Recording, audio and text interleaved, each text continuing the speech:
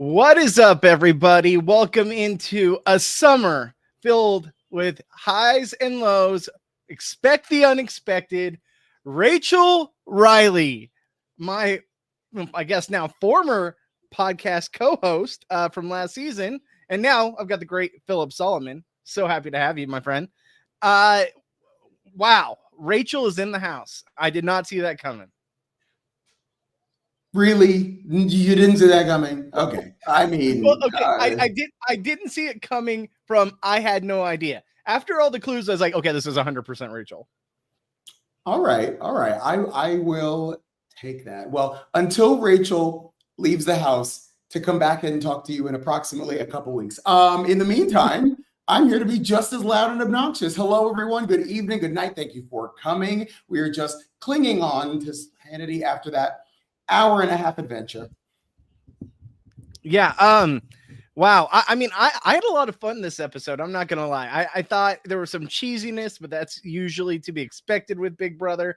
But there was also a lot of, I think, fun and exciting ways that they are going about this season that I'm kind of into. I'm kind of digging. They're also definitely pulling a lot of strings from past seasons of what they're trying to pull.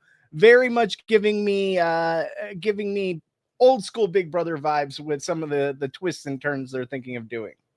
Well, what I did love from the start is the abbreviated intro packages. One of the things that I think has gotten kind of out of hand in the past few years is that whole like we have to meet you and hear your sob story and then go home with you and then you like pull the key out of like a sandwich and I'm like that took 8 minutes to get through one house guest. This is crazy town. So I feel like tonight they actually kind of moved through in knowing that like know the fans. We've already done the research. We've already seen all the interview. Like, so we already kind of know these people. So it was good to see like a little bit, but not like a lot. Yeah, I mean, there's always that cheesiness of, oh, I got my key. Oh my gosh, I didn't expect this coming. How did I not know I was getting on the show with all the camera crews here? You have to sign a release. Why are you wearing a mic? Yes, you did. Yeah. Now, apparently, they also do it to the people that are like the fill-ins, or what am I thinking? What's the name for them? The people that aren't on the alternates. Thank you. The alternates. They do it for them too. So I guess technically it doesn't mean you're on the show. But do you want some real tea? Yeah. Okay. So for Deal or No Deal Island, there were 12 of us on the cast, maybe 14. I don't remember. Anyway, so they flew 20 of us out, and they did final castings on the island. Like, so like we had to like go through, and they did it like individually. And that's when we found out we were either on the show or getting sent home the next day. Isn't that nuts? That's wild. And so did anyone that was an alternate or not technically final cast, did anyone surprise you that they weren't on the cast and you thought for sure they would be? Yes, there were some big names and some people that had done some big things. I saw people's luggage and there was like a US Olympic logo on one. Like there were some big things in there that I was like, uh-oh. But like I think really just reality TV comes down to like who's gonna pop on screen. So like regardless of your resume, are you gonna blend or are you gonna stand out? That for me is what even a good Big Brother player is. Whether I love you or hate you, I want to remember you. And I think that there were a couple cast members that I think just kind of like fell by the wayside, and even ones that I like passionately did not enjoy. I remember them. Interesting. Well, that's good to know. I'll have to pick your brain more about that later on. But let's get to the hot topic on the hour. I know everyone's dying to talk about this, especially since she had a home here at Reality After Show. I will promise you guys, I had no idea Rachel was going to be on this season. And I'm sorry, I know I'm a little laggy right now. I don't know what's going on, but it will just rush through it. I will, just to prove a point, because I know people don't believe me and think that I had something to be a part of this. Let me pull up the screenshot. Bring up the receipts. I have the receipts if I can find the right one. Give me 1 second. Ladies and gents at home, I saw it. It's real. The receipts are here. I have it. It's just it's not pulling up on my computer. So give me 1 second, guys, while I pull this up. Because I got the receipts. I got to prove. Oh, there it is. All right. Now we're in business. All right. Pull up. All right. Cool. All right. So as far as Rachel, right? All the clues, and you kept sending me clue after clue before I even saw anything. So kudos to you because you were on it, and I was just like, oh, you know what? I'll believe what I see. Janelle started the rumor, but then Janelle said, no, it's not happening. I got a hold of her. She's not on. Obviously, that was either Brendan talking to her or she got filled in. Hey, don't say shit. We don't want anyone to know Rachel's on. You're going to ruin her chances of getting on. Something to that extent. You go ahead and explain your thoughts on the whole Rachel Riley thing while I try to find this thing because it's not pulling up. I found that a lot. I thought after a while, when it's so obvious it can't be right, when you're like, wait, all these clues are leading to Rachel, so it can't be Rachel. It like has to be someone that's like Rachel adjacent. I also found out in my Reddit stalking that a lot of the Big Brother contestants, when they do return to the show or when people are looking for them or they're filming something, say that they're in Greece specifically. So that's like a code word. I learned that on Reddit too. I learned a lot of things on Reddit, but as far as Rachel's presence on the show, when you've done a reality show, you really start to listen to the host and how they say certain things.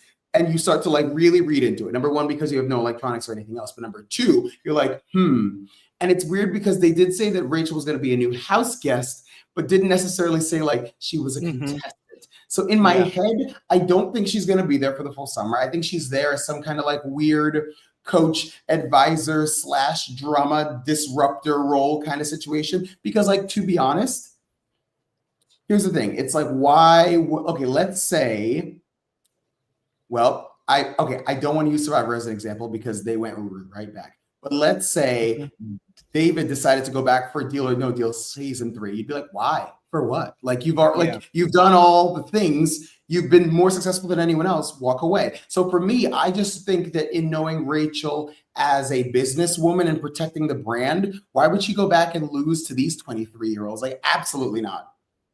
All right, I found the picture. Here we go to show everybody. This is the timeline. Okay, so the news breaks with Janelle saying, "Hey, Rachel, I can't get a hold of Rachel. I talk to her every week. She's not answering. Is she on Big Brother?" So Sunday afternoon, I text her, "Is this Janelle stuff real, or are you guys just messing with us?"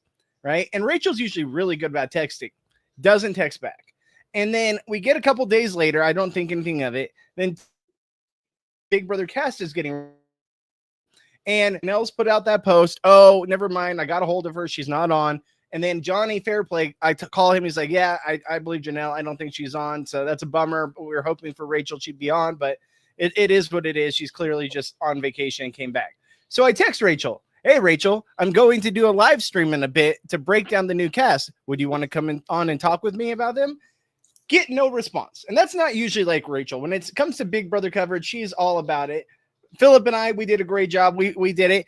And then yesterday, okay, at 12:30 in the morning, I get Rachel ha-haing this comment up here. Okay, at 12:30 in the morning. You can see that here. I'm still awake because I'm a night owl, but I immediately text, well, if she's going to ha-ha that, then she's obviously going to text back. So I said, so it's not you as a mystery house guest, ? No response. Nothing. Get nothing. Then yesterday at 3:30 in the afternoon, sadly, no, but that's a long summer. Immediately red flags go up. Because one, I know Rachel. She texts back promptly, right? This is a weird response 8 hours later. Okay, so I'm like, in my head, this is not Rachel. This is either Brendan has her phone or this is someone in production has her phone and it's just trying to, fill in the blanks here. I said, I still think it could be you, LOL. I figured at that point, I'm not going to text her anymore. I'm going to just wait and see. The clues come out and the clues are very damning. They're like, okay, no, it's definitely her, especially after that license plate clue. I was like, okay, it's Rachel. It's Rachel. And I am team Rachel, everybody. Okay. She's awesome. She's so much fun. One of the nicest people you ever meet. I know she can be electric in the house or on reality TV, but in the real world, she is awesome. And I am so team Rachel. Give her the two-peat. 2 out of 3 ain't bad. I think she's playing all summer. And I don't know how well she's going to do, especially being the only returnee in this cast. But with the saboteur type of influence in this house, I'm kind of interested to see how to pan out, because maybe eyes will be on someone else if that's the case. I mean, I'm kind of torn as a viewer. If you would have asked me a year ago, I would have been like, you know what? This is going to be great for the show, great for the energy or whatever else. But now that I've been on a show with already established reality people, it really does change the dynamic. Like, you don't realize how much of a disadvantage these other people are at now, because as they're just already starting to get comfortable in front of the cameras with the microphones and like what to say, what not to say. Rachel's been doing this for years. She's already there. She's already played the first 3 HOHs in her head and a veto and sent 3 people home by the time they even figure it out. And I just know, because that's what happened to us. We're just not used to looking at the world that way. So when you get to come into it together as a cast, you get to kind of, the dynamic shapes itself. One thing that I do say that I will love is that I think Rachel, if she stays, actually, even if she doesn't stay, even if she's just there for like a week, I think she could light the match to set the dynamite off. That's what the reality people do. They plant the seeds and then they just kind of like let us go, which is good because it gets rid of that weird, you know how Love Island blows for episodes like 1 through 4 because they're just introducing themselves over and over again and figuring it out. And like, they're not really there yet. They're not really present and playing. A presence like hers makes you start to play it immediately.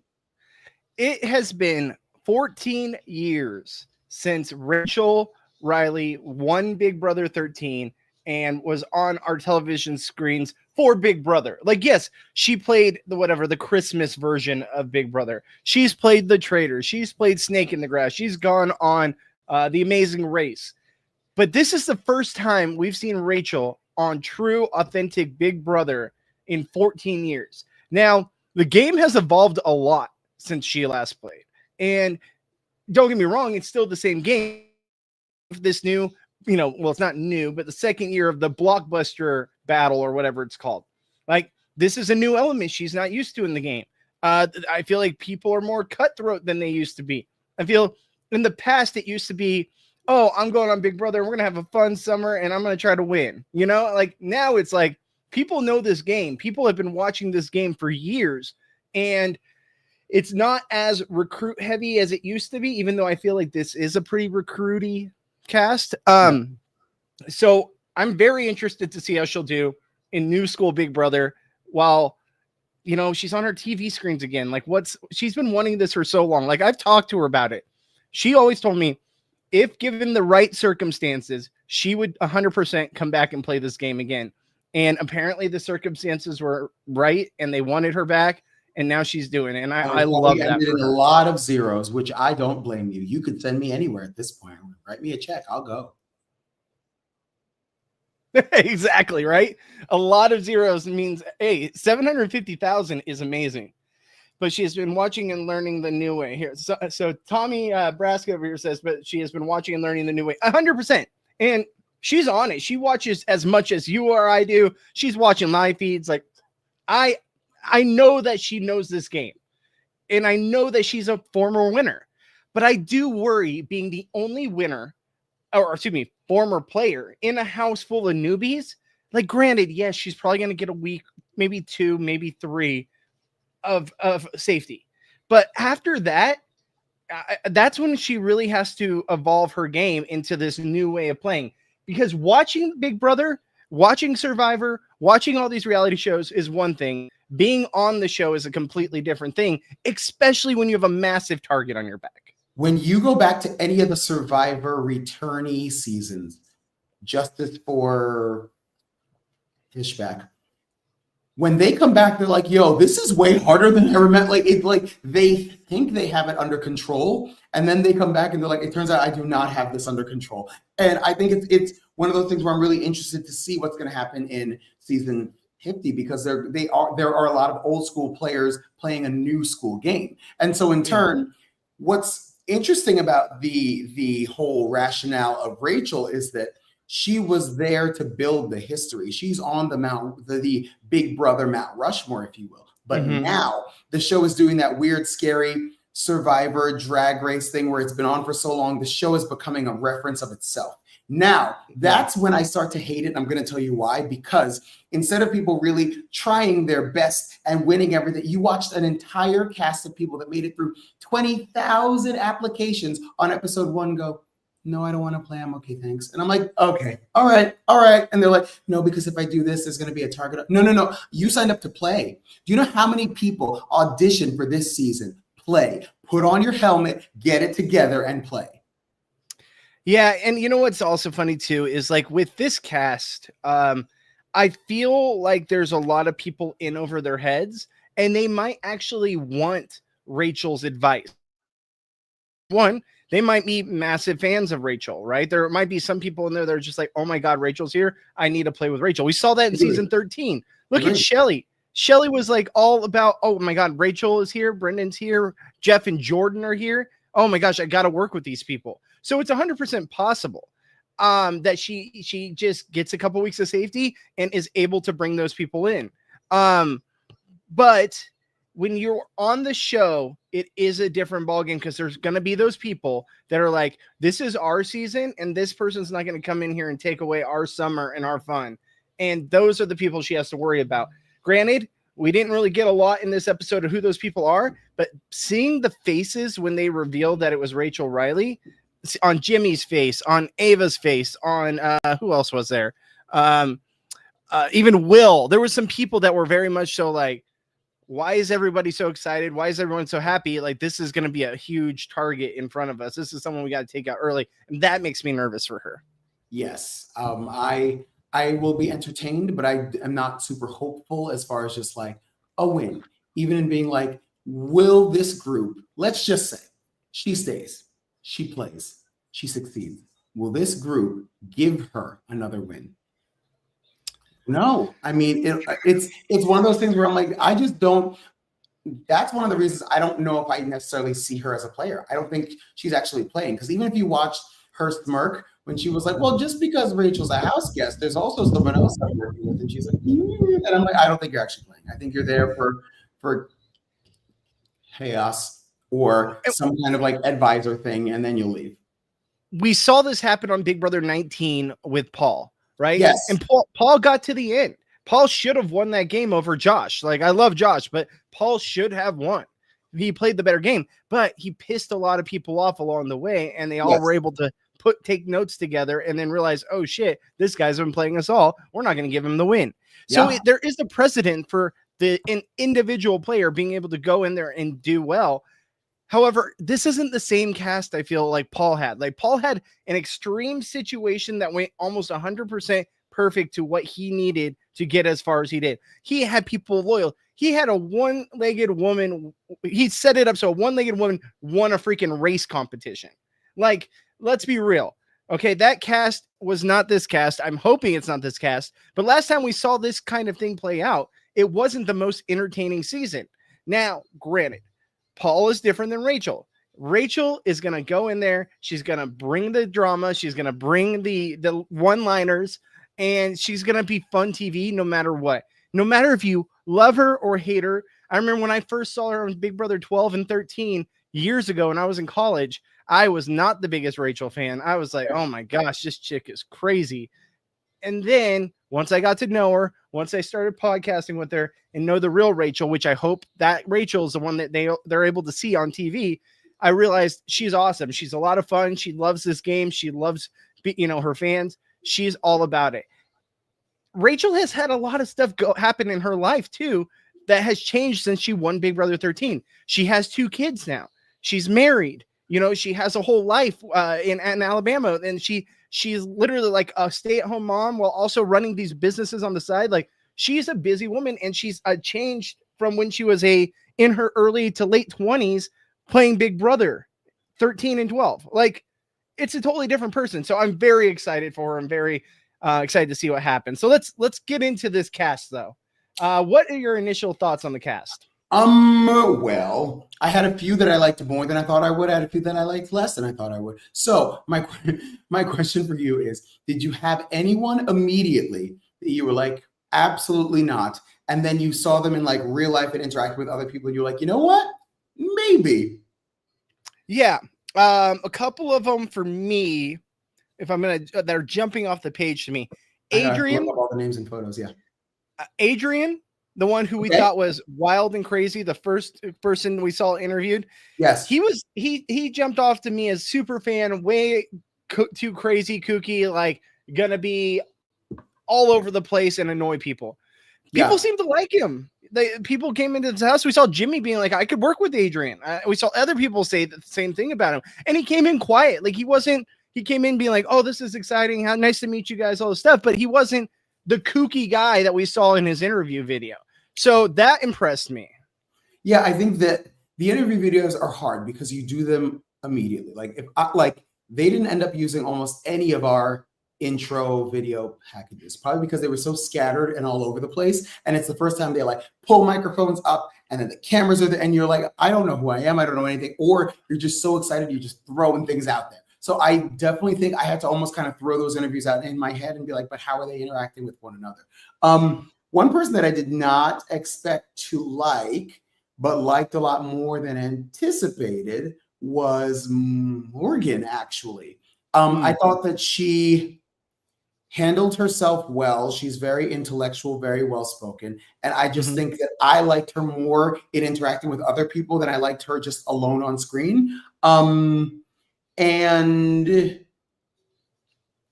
I have the opposite. I have someone that I loved that I was like, oh, I don't know if I'm going to be able to do this. My girl, Ashley, I fell in love with her via interview. And then in just getting to watch her interact, maybe it was the doing the challenge in a dress and stuff that I was like, what's happening here? Like, I just need to know that you like showed up to win. And it felt very much like I didn't show up to win.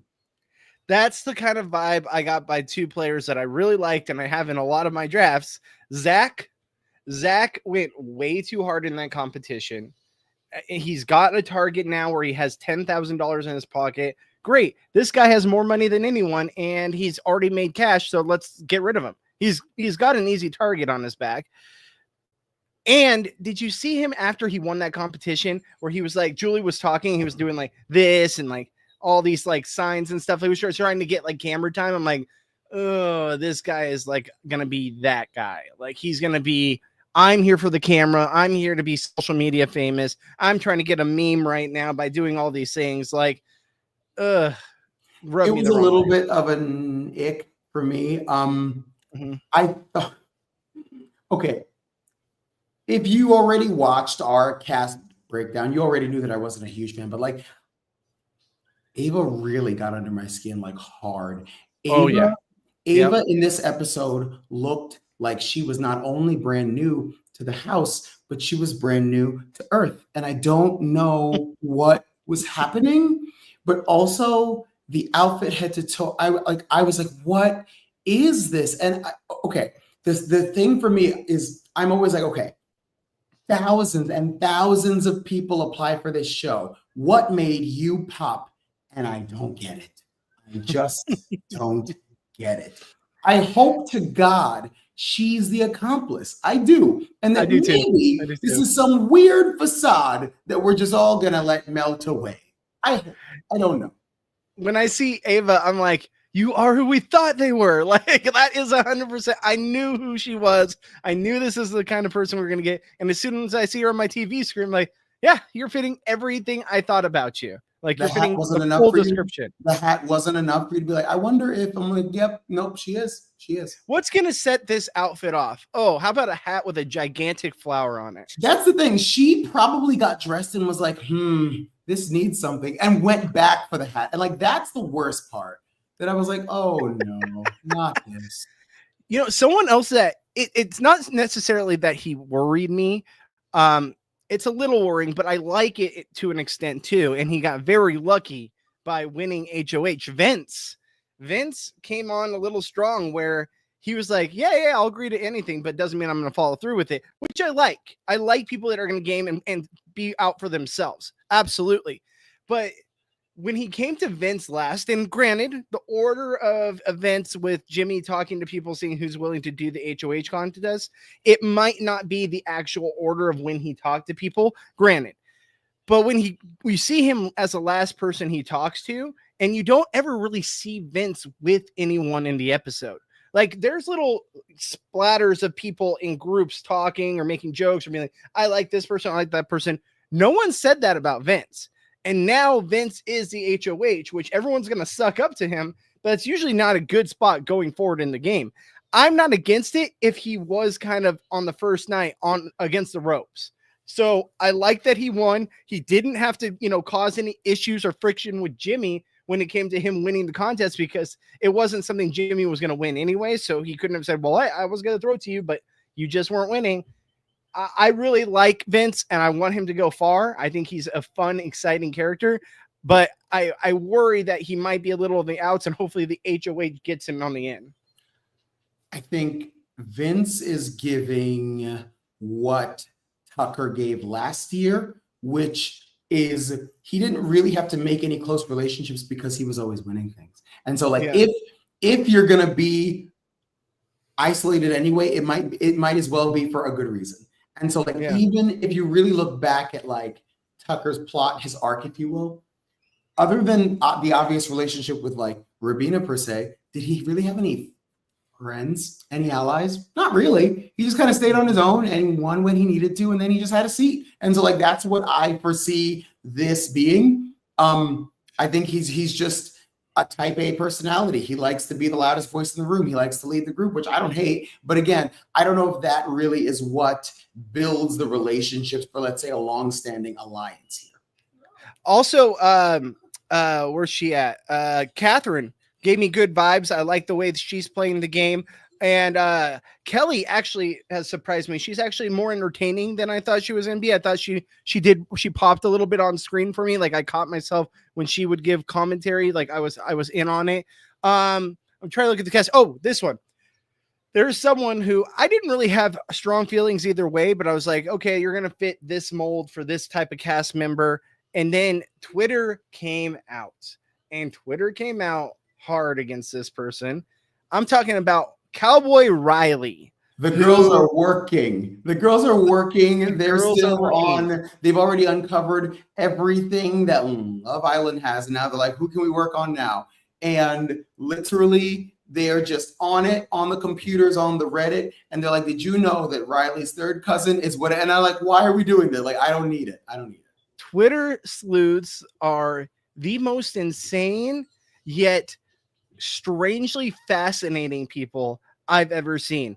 And honestly, the Big Brother fan base internet sleuths should be like detectives in real life. Like, I'm not kidding. Whoever these people are, they are some of the most brilliant and yet crazy enough people to do things that I've ever seen on the internet.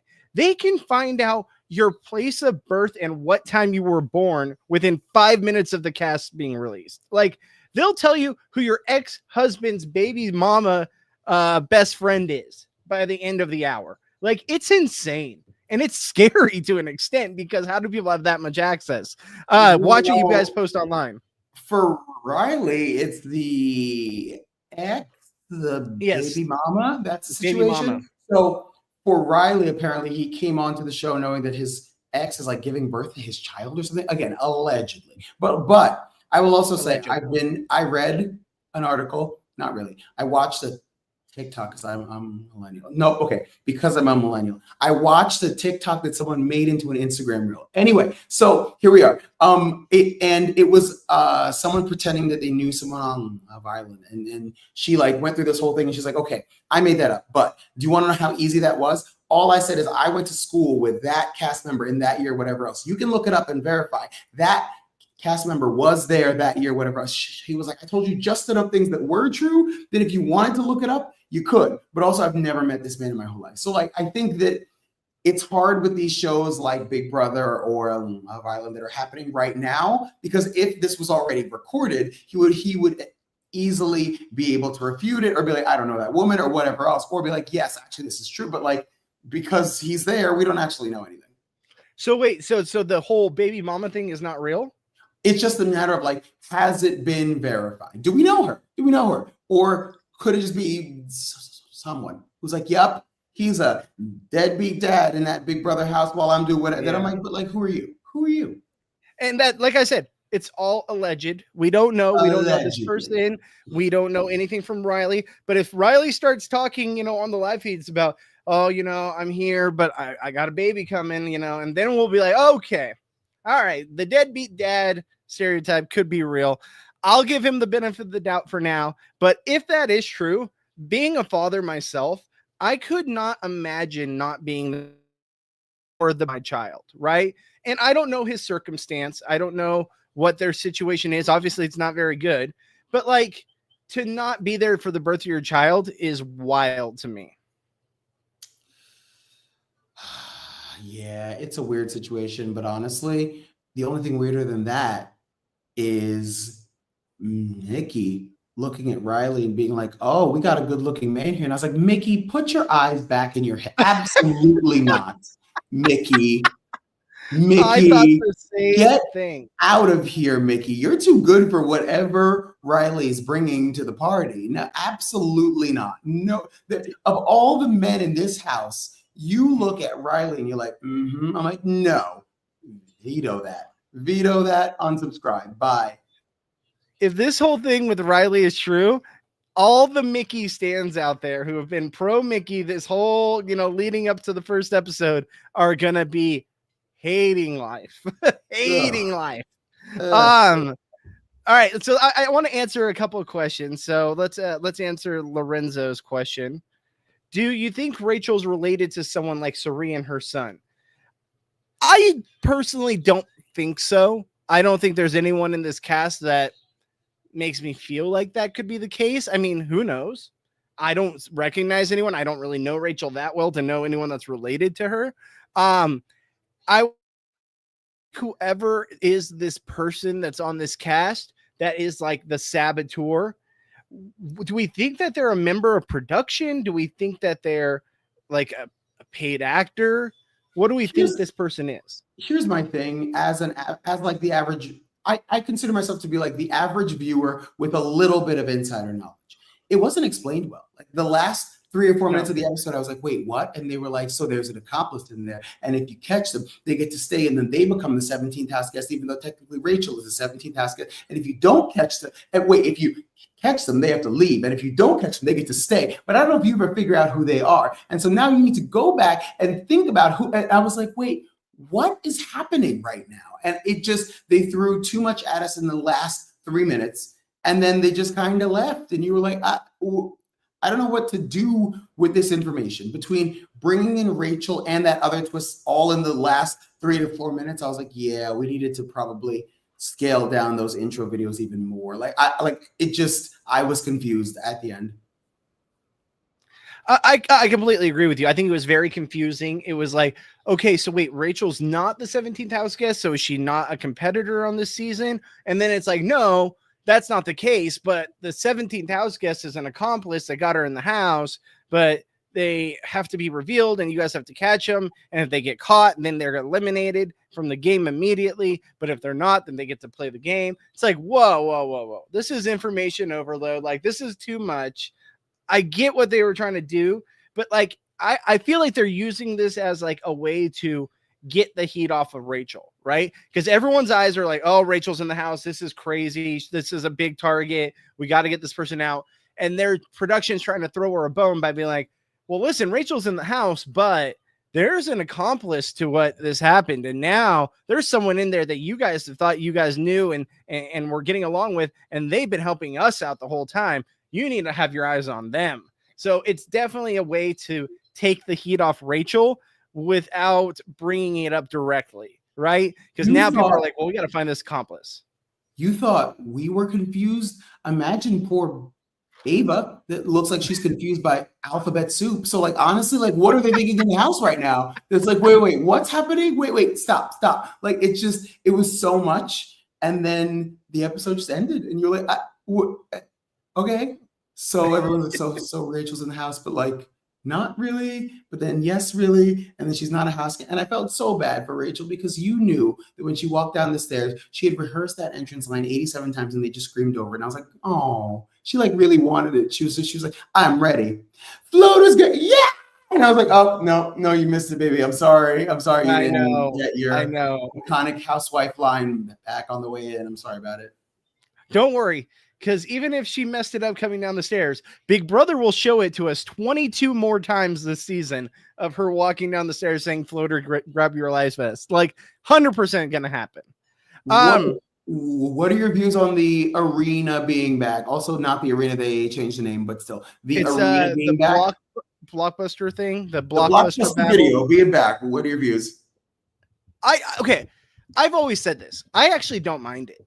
I don't mind it. I know people have problems with it, but I know a lot of people are also not too opposed to it because it makes the Thursday episode unpredictable, right? Because I said that actually, yeah.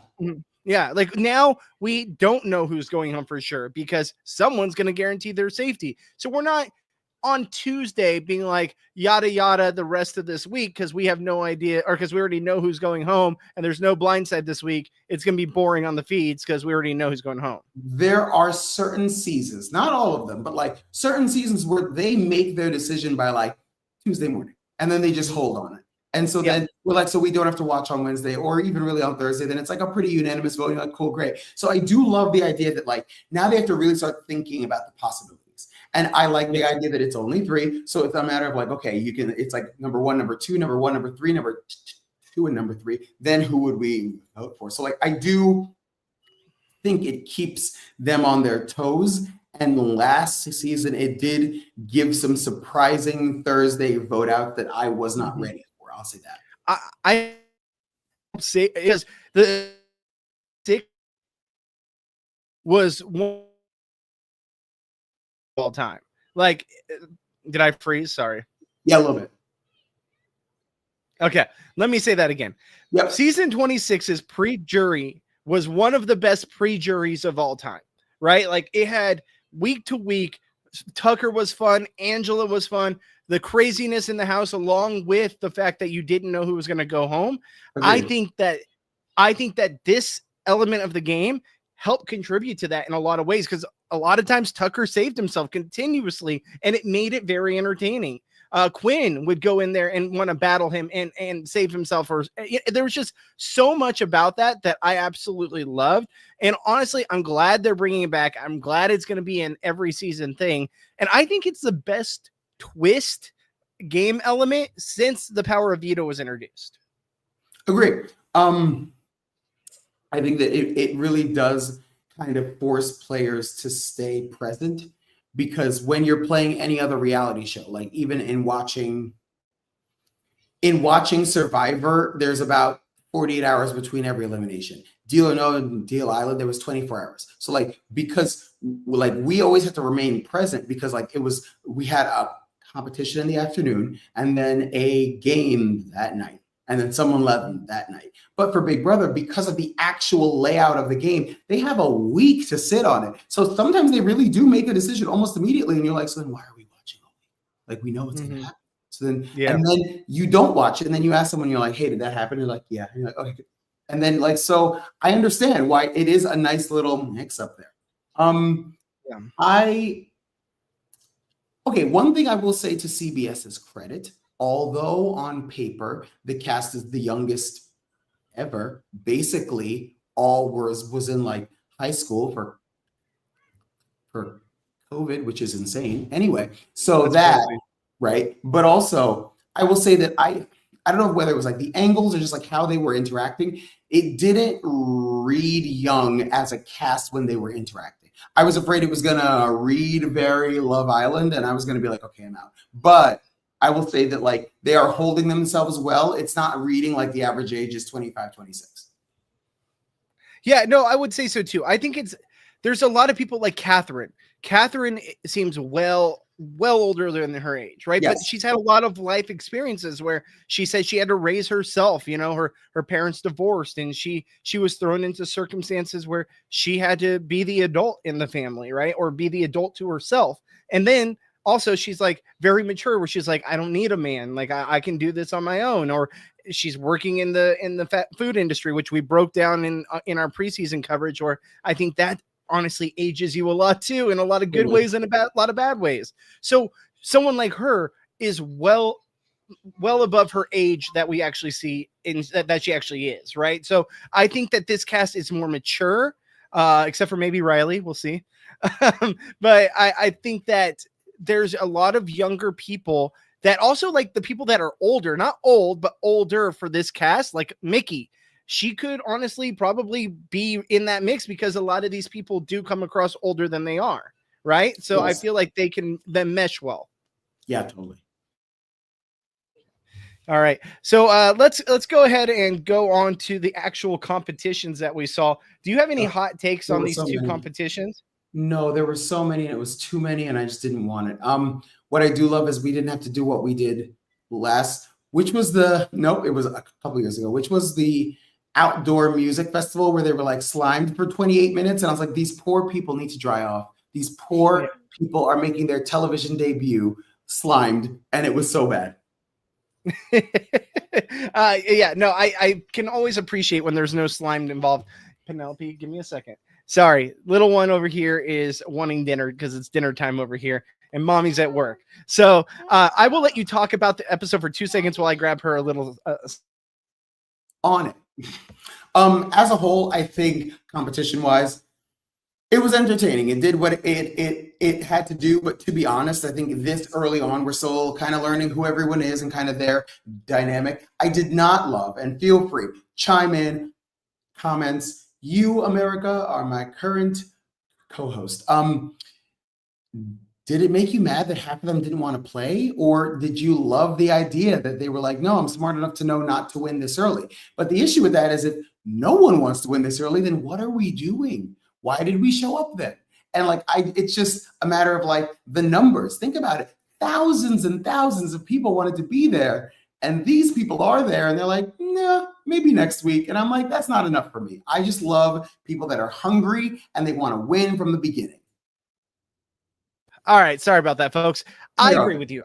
I think I caught the end of that. I think that I want people that are hungry. I want people that are there to win. But I think that there's been too much taken away from former players where people see former players that are these bigger names and they're like, I don't want to win anything too early. I don't want to, put a target on myself. Well, someone's got to step up. Like someone's got to be the person to do it.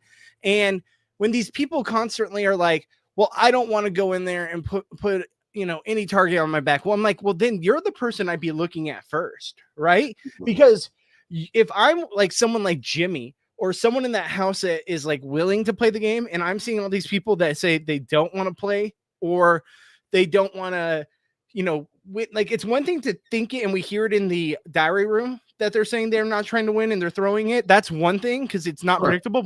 When Jimmy's putting people on the spot being like, who wants to compete? And all these people are saying, I don't want to. Be like, these are the people that you need to get out because these are the people thinking that they're going to coast as far as they can. And then they're going to get to the end. So those are the people I'd be targeting right away. Agree. I think the point of the competitions was just a matter of like, who's going to be our first HOH? I felt like they were exciting enough, but in my head, I was like, I want this to end because I just want to see who is going to be the first HOH. That was it. And I was like, I'm over it. I'm like still just learning who they are. I'm over it. Let's move on with it. Also, we're going to play these two competitions and you're going to win a huge power. Last season, we saw two things that were very big powers. This is not big powers at all. One guy won 10 grand, and it's not like it was even secret. Now the whole house knows about it. Secondly, the other guy has to pick people to be in the HOH competition, and that's not a good situation to be in. That's not a power. That's honestly more of a detriment to your game when you're having to pick amongst all these people that don't want to play. Luckily, he found a few people that did. And we'll see how much they live up, Vince or other people would live up to the fact that they said, oh, well, but don't worry, I'm not going to target you because you gave me the opportunity to play. I mean, neither of those were big powers. Neither of those were good things because they both just put a target on the people's back and you won the competition. And now you have a target on your back because one, you won the competition. And two, you could have pissed people off or made people be like, well, he already won money. There's just nothing there that was beneficial. Truth. I am with you, Tommy. I would have played because with a disability, I need to try and build something. I mean, yeah, I think that you're there to play. And even if you play, but like don't play to the best of your abilities, at least you're playing. But the sheer fact that they were looking at Jimmy and being like, no, I'm good. I'm like, then what are we doing here? What are we doing? If we don't It's have getting true, real competitors, what are we doing? it's getting to the point where too many people are thinking that it's beneficial to not play these games, and you need to not allow there to even be an option, right? Like, I think this needs to be an eye opener for Big Brother, that we need to not give these people the option to be able to opt out of these kind of things, right? They should almost be forced in. Or how about this? The bottom 3 people or the top 3 people like are the ones that have to play for the HOH, something to that extent, but maybe they don't know it, like there's it can't always be a detriment. Like, I would be totally okay with them changing it up where someone wins the power or something, and guess what? The people that got second to last and last, you guys were possibly throwing the competition. Now you're in the competition to win HOH. Like, turn it on its head. No one would see that coming. Yeah, I think that, but again, this is that weird, scary part where now Big Brother has been around long enough that the players start to reference the game in the game. And like you can always tell, like when they get on Survivor and they go, I want to play a Cochrane style game, when you're like, ugh, like when you start to use the show to reference the show, you're no longer you anymore. You're no longer the reason that you were cast. Now you're showing up and being like, well, I saw this on season 7, episode 12. And you're like, no, stop. Just be present and play as yourself, because that's what we as an audience want to see. Yeah, absolutely. Couldn't agree with you more. All right, so next, let's talk about the HOH competition. Or do you want to talk about like the lead up with Jimmy asking people? I think we pretty much covered that. No, I think he did it the smartest way this early in the game, to talk to people, because he doesn't have the relationships built yet. So for me, even if I already had in my head who I wanted to play, I would still talk to everybody anyway, and at least pretend like I was hearing them out. Because if I've learned anything from the entire game and gambit of reality TV, people like to feel heard and supported. And even if you don't take their opinions into account, they like to know that they at least voice them. So I do think that that was smart of him. Agree. We haven't even got to my biggest gripe of the whole season, or this whole episode, the whole premiere. So we'll get to that at the end. But as far as HOH competition, I actually really like this competition. I think it's very good on the eyes when it comes to watching it as a viewer.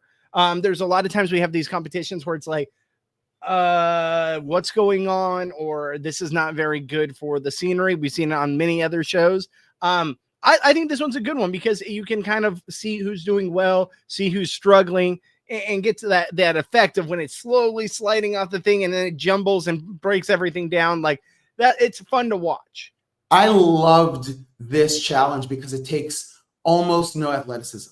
You have to just be, I don't even know if the term is smart, but like almost kind of like witty and crafty to kind of like figure it out. And like, I think patience. I think like that to me is such a good skill that it takes to be a good Big Brother player. A lot of the good Big Brother winners were not athletic really per se. Like, if like, would it help? Yes. But do you have to be athletic to win Big Brother? No. And I think that as long as you can kind of use your resources, figure out the problem and the solution, I think that's what the game's truly about. So I loved this competition because you could be a man, a woman, young or old, regardless of like athletics status or whatever else, and still do well here.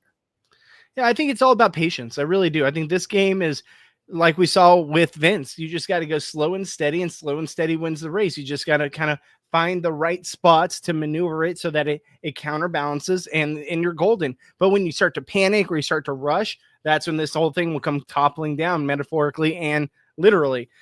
So we saw our girl Ashley struggling mightily with this game. Struggle bus, the back of the struggle bus, the Rosa Parks section of the struggle bus. Also, Jimmy seemed to be struggling quite bad.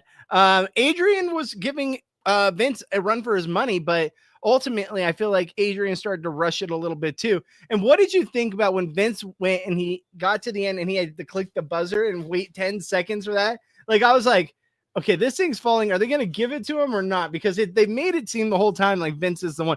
That's the one thing about the Big Brother editors. They really basically spoil you on who the winner is going to be. Because guess what, everybody, if you haven't picked up on this, they're the one who is really commentating on the entire challenge, right? So the entire challenge, we're seeing it through Vince's point of view. We're not seeing it from other people's. We might be getting clips of them being like, oh man, I did this and it was falling off. And what am I going to do? But then you have Vince narrating the entire competition. That's how you know who the winner is going to be. It happens every single season with almost every competition. Also, if you have a good musical ear, you can listen to the score and like the crescendo when it's coming. You're like, oh, they're about to win in 3, in 2, and got it. And you're like, cool. Yeah.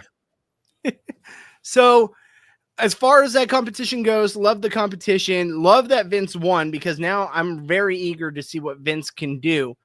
We get back in the house and Julie's talking to them. They put all the pieces together to save Julie and whatever the other thing was, find the little keyhole thing. I don't know. I always think that part is so cheesy. What did you think of our little Squid Games when they had to do the thing on the necklace that I was like, I just don't want it. I don't want it anymore. What did you think of the little masked character guy? Whatever he is, the like, puppet master or whatever. It looked like budget. So like scene or like axe. I don't know what the hell it looked like, but it did not look good. Then I was like, you guys, it's ABS. We have the money to be better. We went from an AI house guest to a party city spirit Halloween masked man, and I don't want it. I don't want it. I mean, what was with that mask? Like, what do we do? Vibes of like, I don't know if you've seen the Devil's Game, like where the Devil's Game is like, it's on Netflix. It's a reality show. It's a Korean reality show, but it gave me like, yeah, Darth Maul meets Devil's Game, where you have a masked host or masked person in the background running the games. And it's like, do we really need this? Like, how long is this going to last for? Like, is this going to be an all season thing? All I could think is I was like, Julie Chen was kidnapped by like Kane from WWE. This is insanity. Yeah. What an episode. Like, what was happening? It's like they just tried to do too much between the intros and the Saw mask and Rachel and the Saboteur. And I was like, guys, it's 90 minutes. I just want to know who the HOH is, and I want to know who these people are. They bit off a lot in one episode. Yes. So we see Rachel enter the house as the 17th house guest. Everything came aligned for her to join the game, which, let's be real, she was going to join the game no matter what. They're just made circumstances certain ways. Like, let's be real. The one thing I really appreciate, at least no one's going home in the first episode on the first night that isn't like necessarily a part of it. Like we've seen in the past with like Cameron on Big Brother 19, who basically got replaced by Paul because they allowed him into the game. And it's like, oh, sorry, Cameron, you were here for 2 hours. Who's the woman? I'm totally blanking on her name from season 14. That was just immediately. She left immediately. Someone in the chat help me out. Big Brother 14. She's, oh God, I love her too, but I cannot think of her name. Whatever. Because she left immediately. No, but she's like a meme now.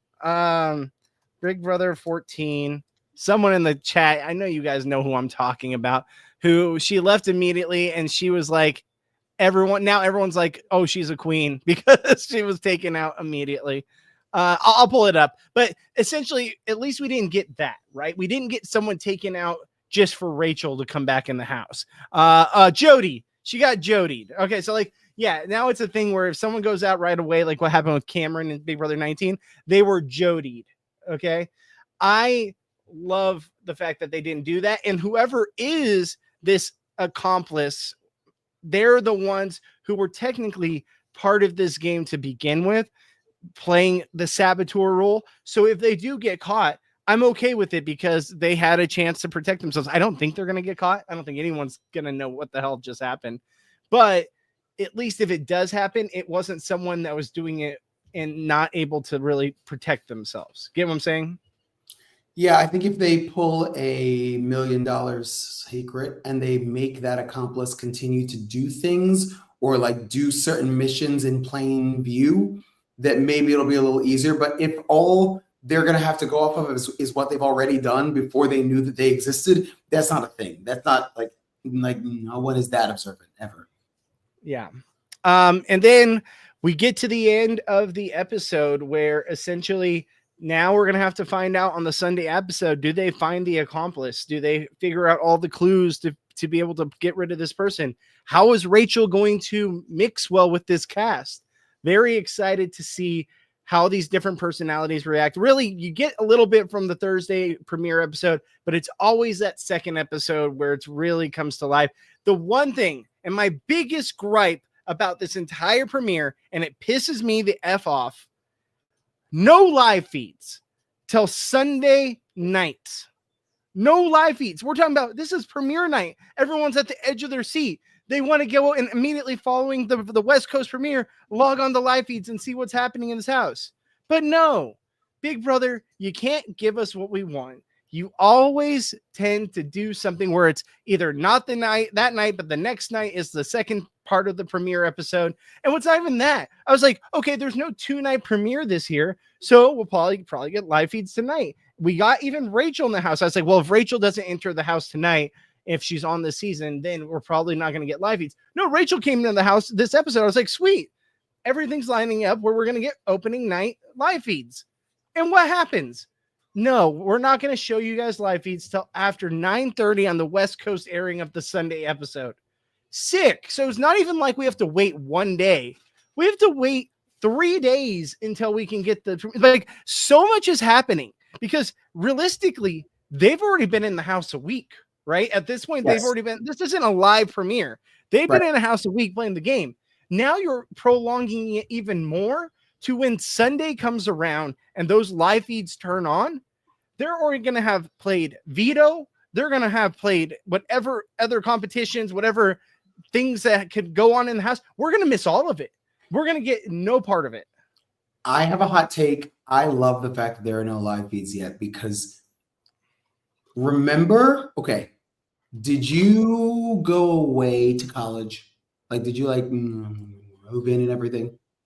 Did I what? Did you like leave for school after high school?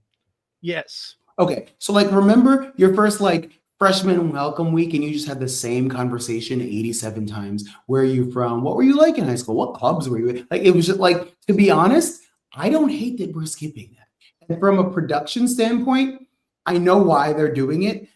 They're trying to get a couple episodes under their belt to at least try and craft storyline. Very often their storyline will not work once we see the live feeds and we see what these people are really like. But I think they have to figure out who the heroes and the villains are as far as how to lead us in a certain direction before we turn the live feeds on, if that makes sense. I think it's almost too much information right now. See, the reason I think they're not giving us live feeds is because they don't want us to know if the accomplice, one, who the accomplice is, so they don't ruin it for Sunday night. And two, if the accomplice goes home, they don't want to give us that information that, hey, this person's gone without showing us it happened on the episode, right? They want us to be surprised for the episode when it airs. So I think that's why. But then the fact that so much has happened throughout this entire week that why are we like, we're missing everything. And now we're missing a week and a half. By the time Sunday rolls around and we're only going to be like 3 or 4 days away from someone being the first one to voted out. And everything good that has happened in this house has already ended. They're probably going to not even give us a lot on the feeds because they're going to be like, oh yeah, we already know this is who's going home. Unless something crazy happens, we've already got, our hands are clean. We can kind of just chill the rest of the week. The most fun part of the week is the beginning part of the week when everyone's going nuts and everyone's worried. Yeah, I mean, I think that I've just never been a live feed person. I will always read the Reddit or like read a website or whatever else as far as what's going on the live feed. But I've tried to watch it more than once and been like, I hate this. Like, it's just, it needs story. It needs a producer. And I'm like, yep, nope, this is just surveillance. And I don't know these people. So in turn, it's like not. And even when I used to do the Big Brother After Dark, it was never really, and it was supposed to be like sexier than it was Actually, what? No, it was not. It was not. It was just them talking about where they're from and their grandma and shit. And I was like, okay, I'm over this. So to be honest, I don't need live feeds for me personally for like a week. I need to know who they are and stuff and know who I enjoy first before I'm like, okay, now let's hop in and like really hear this person speak and interact. But that's just me. As a whole, though, I would say if I had to rate the premiere, I would give it a solid B plus, which I think is fair. And by that, I mean like an 88, 89. I mean like almost an A minus. But I just think that no problem really with the cast per se. I just think it was a lot of information thrown at us as a viewer. And it was a lot that was going on in there. I don't love the house. That's another hot take for me. The colors are so dark and heavy, and I just know that because they only get limited hours of sunlight anyway, I like the bigger, whiter, open lighting situations, just because I feel like they get so sad and they get so angry, and like the emotions are turned up when the house is like super dark. Yeah, I agree with you. I do think like the like dark, deep red, like the blood colored red of like the theme of the season is kind of it's not as inviting to me as like say like our backdrop, like the blue liveliness of being in the Big Brother house. Like I do think that gives off more and it gives off the summer vibes. This is not giving me summer vibes, right? This is not summer Big Brother. But I'm here for it in the fact that hey, they're trying something different. Let's see how it goes. And I'm excited to see what the backyard looks like. We haven't really seen that now that, you know, the season's begun. How's this Big Brother backyard? Is it changed at all? I don't know, man. Like, I'm excited it's here. I'm bummed that I can't watch Rachel on the live feeds right now. Maybe that's part of it. I want to see my girl Rachel on the live feeds right now and see how she's doing in the game because I'm dying to know if she's doing well or not. But that could be a big part of it. All right. I think that's about it for the premiere. Anything else you want to say? No, we hit it all. We're here. We made it through. An hour later, we did it. All right. And if you're not Team Rachel, go ahead and see your way out of here because Rachel's our girl. Rooting for Team Rachel. Even though I have all these other people on my draft board, I'll be Team Rachel all season long. And without that, with that being said, guys, tune into our coverage. We got Gabe's Big Move podcast on Tuesday nights. Gabe Ortiz will be talking Survivor content. He's so good. Look for him to join us next week as he's never watched Big Brother before. So this should be an interesting season for him to tune into and really get to know Rachel Riley as a character as well. So very excited to see his take. We actually recorded a Squid Game podcast breaking down season 3 and the series as a whole. Lauren and I talked about that today on the Squid Game podcast. So go ahead and check that out. It should be in our feed here on Reality After Show. We've got Destination X coverage every Tuesday. We had no after the show guest this. We'll be back on track with our exit interviews. And Johnny's in Chicago right now, living it up at a Big Brother premiere. So hopefully when he gets back, he'll have some stories to tell. And yeah, we can't wait to bring you guys more content. And check out Phillip's podcast, the Love Island podcast. Go and tell us a little bit about that. Yeah, I'm breaking it down with Hazel Cordero from Deal or No Deal Island Season 2, my show. But we are happy we have one more left to knock out the end of Love Island. So sadly, although Love Island is coming to a close, Big Brother is sweeping right in. And okay, my last question before we sign off, just because I haven't listened yet. Squid Game Season 3. Would you want to be a knife or a key? Go. I would rather be a key. Really? Okay. All right, I'll take that. All right. And so with that said, I'm all good. What would you be? Ooh.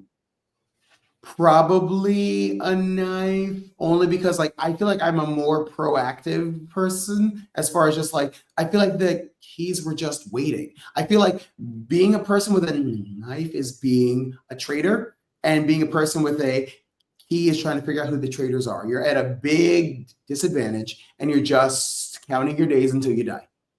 I say key because one, I don't think I could do that to someone else, but two, I'm the hide and seek champion against my 4-year-old daughter. So that being said, y'all are on the spot today with royalty. You didn't know? You didn't know hide and seek royalty over here.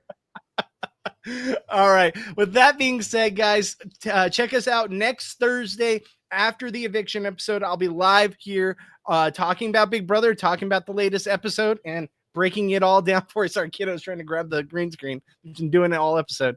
But yeah, so guys, check it out. We will have more coverage for you guys later on. And I got to get out of here because she's going to pull this whole thing off. All right, guys. Good night. See ya.